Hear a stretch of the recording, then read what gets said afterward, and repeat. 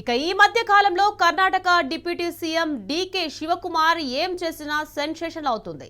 ఇక తాజాగా ఆయన అసెంబ్లీ సాక్షిగా ఆలపించిన ఆర్ఎస్ఎస్ గీతం నమస్తే సదా వాత్సల్యే మాతృభూమి ఇప్పుడు సోషల్ మీడియాను షేక్ చేస్తుంది. అంతేకాదు అసెంబ్లీలో బీజేపీ ఎమ్మెల్యేల చేత చప్పట్లు కొట్టించింది. అయితే కాంగ్రెస్ నేతలు మాత్రం డీకే తీరును తప్పుపడుతున్నారు. ఆయన్ను బహిరంగంగా విమర్శించకపోయినా లోలోపల మాత్రం దుమ్మెత్తిపోస్తున్నారు. ఇటీవలే ఆర్ఎస్ఎస్ తీరుపై ఫైర్ అయిన డీకే అంతలోనే అదే యాంథమ్ వినిపించడంపై పార్టీలో గుసగుసలు వినిపిస్తున్నాయి. కాంగ్రెస్ లో ఉంటూ బీజేపీకి వంత పాడుతున్నారనే ఆరోపణలు వస్తున్నాయి. మహాకుంభమేళలో స్నానమాచరించడం, జగ్గు వాసుదేవ్ ఆధ్వర్యంలో జరిగిన శివరాత్రి వేడుకల్లో అమిత్ షా పక్కన కూర్చోవడం వంటి విషయాలను గుర్తు చేస్తున్నారు హస్తం నేతలు. ಹೇಳಕ್ಕೆ ಇಲ್ಲಿ ನನ್ನ ಹತ್ರ ಕೂಡ ವಿದ್ಯೆಗಳೆಲ್ಲ ಇದೆ.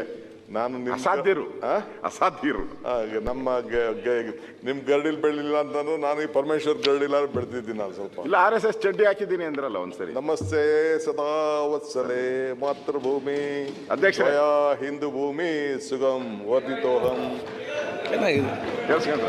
ಮಹಾಮಂಗಲೆ. ನಾನು ಅವೆಲ್ಲ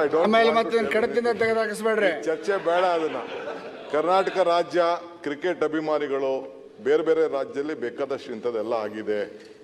ಎಕ್ಸ್ಪ್ಲೈನ್ ಮಾಡಿ ಹೇಳಿ. ಚೇಡ್ಸಿ ಹೇಳಕ್ಕೆ ಇಲ್ಲಿ ನನ್ನ ಹತ್ರ ಕೂಡ ವಿದ್ಯೆಗಳೆಲ್ಲ ಇದೆ. ನಾನು ಅಸಾಧ್ಯರು ನಮ್ಮ ನಿಮ್ ಗರಡಿಲ್ ಬೆಳಿಲ್ಲ ಅಂತಂದ್ರೆ ನಾನು ಈ ಪರಮೇಶ್ವರ್ ಗರಡಿಲ್ಲ ಬೆಳೆದಿದ್ದೀನಿ. ನಾನು ಸ್ವಲ್ಪ ಇಲ್ಲ RSS ಚಡ್ಡಿ ಹಾಕಿದ್ದೀನಿ ಅಂದ್ರಲ್ಲ ಒಂದ್ಸರಿ. ನಮಸ್ತೆ ಸದಾ ವತ್ಸಲೆ ಮಾತೃಭೂಮಿ ಅಧ್ಯಕ್ಷ ಹಿಂದೂ ಭೂಮಿ ಸುಗಮ್ ವರ್ಧಿತೋಹಂ ಮಹಾಮಂಗಲೆ. ನಾನು ಅವೆಲ್ಲ ಚರ್ಚೆ ಬೇಡ. ಅದನ್ನ ಕರ್ನಾಟಕ ರಾಜ್ಯ ಕ್ರಿಕೆಟ್ ಅಭಿಮಾನಿಗಳು ಬೇರೆ ಬೇರೆ ರಾಜ್ಯದಲ್ಲಿ ಬೇಕಾದಷ್ಟು ಇಂಥದ್ದೆಲ್ಲ ಆಗಿದೆ.